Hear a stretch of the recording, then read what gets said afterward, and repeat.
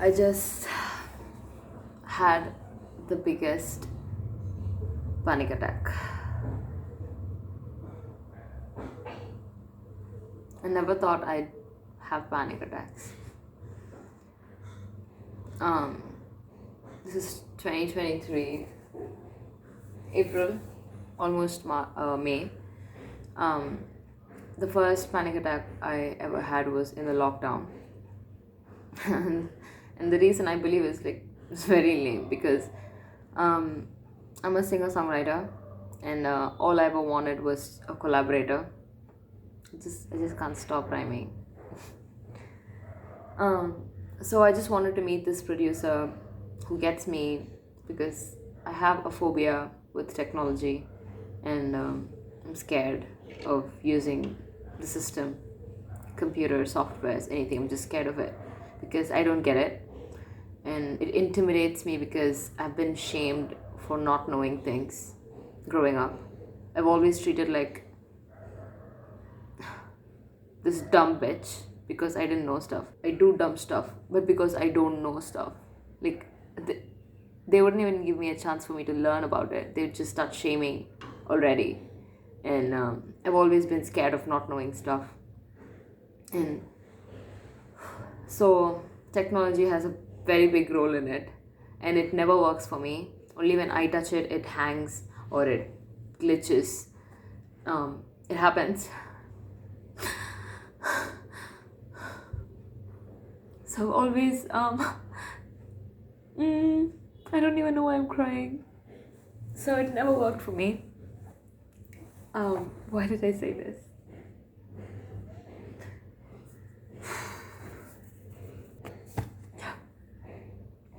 It's just the fact that I was treated like that just keeps coming back to me. And the first time, so I never dreamed of producing music or making my own beats and stuff like that. I always wanted to be dependent on somebody who would make the music for me, and I would just sing and write it, and they would, I dreamt of me being more of a music director and have a producer to work on my songs, and I never found one for more than almost 10 years. And then I found somebody on Instagram, and he's just amazing. I've never met him. I don't even know how he looks like, but we worked really well. And I met him during the lockdown, and simultaneously I posted a cover of Cardigan by Taylor Swift, and somebody reached out to me saying that if you perform this live on our platform, we'll pay you $50. And that is the first time someone has ever acknowledged me as an artist. And I was in a small town at that moment, and I never thought I could record my songs over there. And I found a recording studio that does professional recording. And there was one more thing. Oh my dad said yes to let me record my music. I guess there was one more thing. Okay, these four little things overwhelmed me because I always thought, oh, by the way, I was called a failure growing up. I studied in this too cool school, is what they called at the moment, or is what I thought at the moment. But like, teachers literally called me failure. All the failures stand aside, and the rest of them would just be students, and we were failures, me and every other kid that failed exams. Oh, pardon me, I did not fail a year, I just failed few exams. I didn't fail a year probably because there was a rule to not fail the kids, I guess. I don't know, but I never failed a year. I just failed few subjects, and I was labeled a failure. And the Tamil teachers would literally call us the indisciplines. I'm not sure if I'm translating it right, but in Tamil it's called Olinginam, I think, and they literally call us that. And I still try to maintain discipline in my life, and I can never make it because deep in my heart I believe that I'm indisciplined and not successful, and just not the one that makes it, even though there are so many proofs that I do make it. I do stuff that are valuable, like 4 songs that I just put out last year, written, composed, and sung by me. And I found this producer. I just I just don't give me credit. That's it. It's just that, okay? So, for the past 3 years, I've been working on my inner child, and she just keeps coming and going now and then. Like now. And oh my god, I look so horrible. I just saw my face. It looks like I have a lot of hair, but I don't really. I just have like. Why am I talking about my hair? So, yeah. Then finally, when I saw things working out for me, when I truly acknowledged that it's happening for me, I couldn't take it. It was so uncomfortable for me. Growth was new to me. Not new, it was like scary, and it seemed like that was not where I was supposed to be. I'm the one that nobody visibly sees. I'm the one that goes invisible to literally everybody's eyes. And suddenly, when people acknowledged me, suddenly when something seemed like it was happening to me, I had a panic attack. How pathetic is that? So I did not know it was a panic attack for almost half a day. And like many episodes kept coming. By like 3 p.m. in the afternoon, I started getting this, I was like, I'm just, taking deep breaths. I don't know why, I just didn't care. And I was trying to play my guitar. I'm not good at it, but I was just trying to distract myself, I guess. And then just felt like I need to hug it. And I just made it stand upright, and then I just hugged it. And I felt so good. And then I kept the guitar and I took the pillow and I did the same, and it felt really good, and I was just staying there for a moment. And then I was trying to eat, I couldn't eat, and nobody spoke to me at that moment. Like my mom, dad, both of them were there, but then just they had the thing going on. That was their peak time where they were, going to separate. They did not know that they were going to be separated in another couple of months. So they had their thing going on, and I was roaming around like this, and then I googled and then I saw this Alexa and Katie show that week earlier, and I understood that okay, there's something called panic attack, and Katie is going through one. And then it all came to me, and I'm like, oh, am I having a panic attack?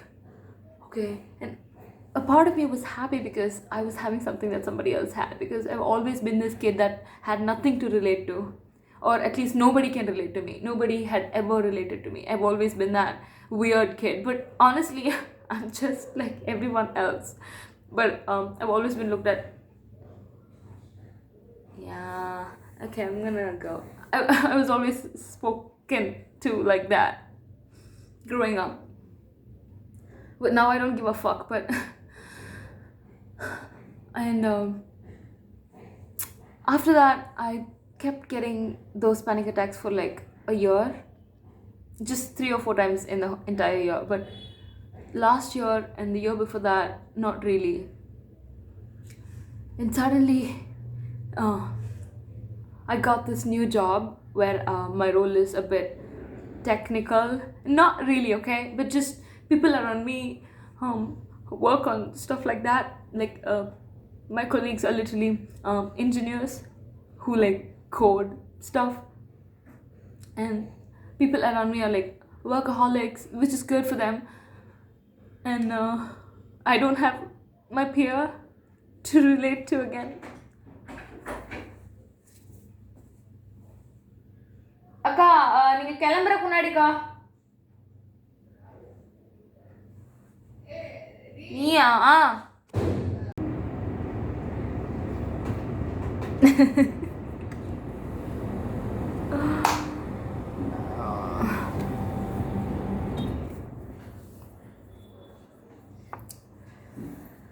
What was I saying? Yeah, my work, right? Mm, it was hard. So it just kept triggering the fact that I did not know stuff, and I was this kid that I was this kid that knew nothing, and I'm still that kid who don't know anything, and I have to work around stuff. Like, the word software scares me. And I think this is the reason, but there is definitely a million layers under it that honestly causes this trigger. So last week was my first week working there, and I already had a panic attack. Midweek, Wednesday, like Monday, Tuesday, good. Wednesday, panic attack. I did not know, okay? I was like, no, I did not acknowledge it. I wanted to cry. I didn't just, I'm very good at being denial. I used to be, but I've changed a lot. I come back home, eat lunch, and then rush back to office. So when I was in home, I let myself be vulnerable, and it was coming up, and I just shut it down because I had to go back to office. And I let myself feel my feelings. And I let that happen last night. I was watching TV and I was eating food, and then I couldn't breathe. I was suffocating, and I just put on some weight lately, and my boobs got like so big. So I've been having back pains and like, just suffocation from the weight on the chest. So I thought it's just that I'm just still trying to, I'm just getting used to the, weight that I've put on lately. But it was weird. I was feeling dizzy. Like, I was like, can somebody push me back? Like, because I was going like this, and I'm aware I'm going back, but I couldn't control me, and my lips were numbing, and my feet were numbing, my hands were numbing. I was not shaking, but it was numbing. Like, I couldn't feel anything there. And you know how you feel that small prickly feeling that you get when it's going numb? I was having that, and I knew it was this panic attack I was having. And I was like, okay, I gotta go back to my room. And then I went and I shut myself in by like 9:30 or so. And I started, first I was like still panicking because I've never had it this intense. Like, I couldn't breathe at all. Like, I couldn't breathe. I thought I was gonna die from lack of oxygen. And after that, I figured it out. I guess I started scrolling, and I was watching some stuff trying to distract me and all of that stuff. And um, uh, I started crying, and I felt this need to get under the shower, and I wanted to scream, and I wanted to shout, and I did all that into the pillow, and I was sitting in my cupboard for a while because I, like, that space. I was sitting there. It felt good. I felt safe. I felt, my dog has this habit of sitting under the table. So once I was like, okay, I wonder what it would be like to sit under the table. And I went under the table, and I wanted to cry. Like, it made me so vulnerable because it gave me that space, that nobody's watching you, nobody's judging you. You can be yourself. So I remember that, and I thought maybe I should put myself in a box so I feel, safe. And I did. And oh my god, I cried and I cried and I cried so much. My eyes hurt, my mouth from, being wide open hurt. And oh my god, you can already tell that I'm like super dehydrated because all of the water that I drank just came down as tears. I've been pressuring myself to do more and do more. I just have this huge list of things that I want to do. Those are not the bucket list stuff. Those are not the ones that go solo traveling to Bali, go to this waterfall, do this, go get a tattoo done, go get a piercing. Not something like that. It's just very simple stuff like journal, right? Like, I had the tickets from that place the other day, and stick that on your journal, and take the dog for a walk, go upstairs, see the moon, things like that. It can be done in like a matter of 5 minutes. but I won't do because I am overwhelmed, I am anxious, I am pressurized from the fact that I have so much to do, and I end up not doing anything. And I also have this feeling that I have ADHD, but I'm not diagnosed with it. And the diagnosis is not that expensive, but it seems expensive to me because I've never spent money on me. Whatever I earn, I give to my family, and I don't feel like I deserve the money, so I don't give it to me. The last time I spent over $1,000 for me was the New Year. The New Year's party was $2,000, free food, free drink. And you know what I did? I went there, I danced, and I came back. I didn't eat, I didn't drink. I don't know. I don't know what to conclude of this. The reason why I even did that was because I really, really wanted to be with myself, and nothing screams Daya like dancing and letting your energy out. So I wanted to do that so badly, and I'm so grateful that I was not beating myself up for spending so much on me. But other than that, I'm not able to spend on me, and I'm going through this lack of self-validation. And I think I'm probably making this video to tell you that if you ever feel that you don't deserve something, that's exactly why you should know that you deserve it. Because all my life I never gave credits to me, I never validated any effort I put for anything. So I often let people walk all over me and still tell myself that I didn't let them jump on me. They just literally like skipped over me.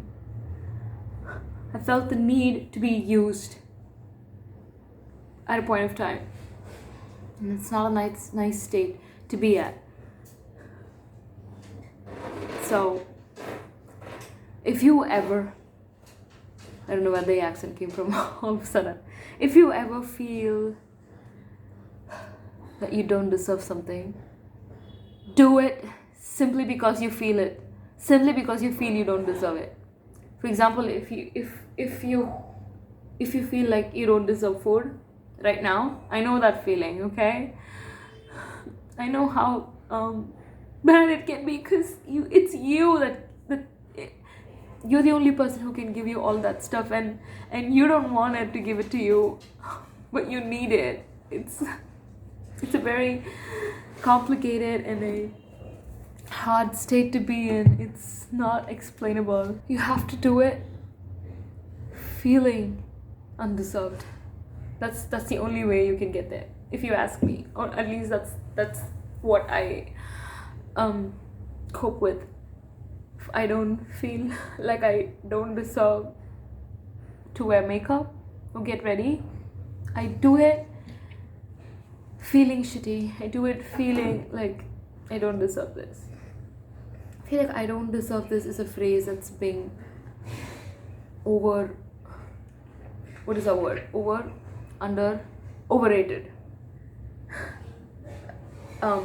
Underrated.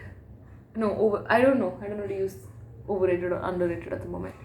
It's when you say I don't deserve this, it looks like often people use it to express humility, but no, it's a horrible feeling. It's a feeling that says that you can't have it. It's a feeling that comes from years of experiencing conditional love, and boy, what conditional love can do to you.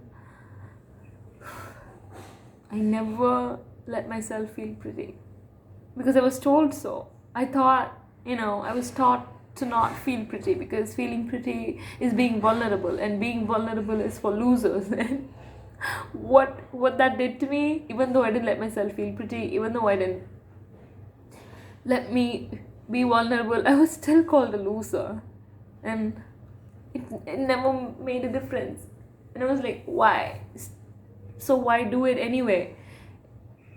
And I just chose to never feel good about myself ever until a couple years ago. So it's nice to feel vulnerable, honestly, to own it. It's like this ball, you know it's yours and it's always been there, out there, and everybody's walking over it, and then you feel like it's my ball, can I please have it back? But people are like, oh no, we know it's your ball, but you cannot touch it. But we have the rights to step on it, break it, throw it, make it dirty, make this beautiful color go not vibrant. This is a vibrant color, all right? This is the most vibrant color in this whole space. And people will tell you, this is not vibrant. This is not supposed to be vibrant. Throw it, hit it, bury it. But the moment you choose to take it and own it, oh my God, the power in it. The power in feeling vulnerable is just, oh, it's huge. Thank you for watching and thank you for listening. I really, really hope I was relatable and was helpful.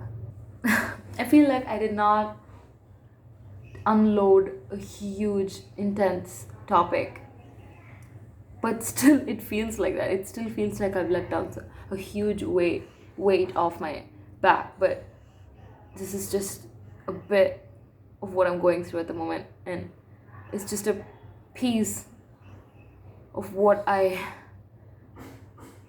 stressing about. But anyway, I hope we all find our doors to vent. Oh, and my dog's sleeping. Would you like to see him?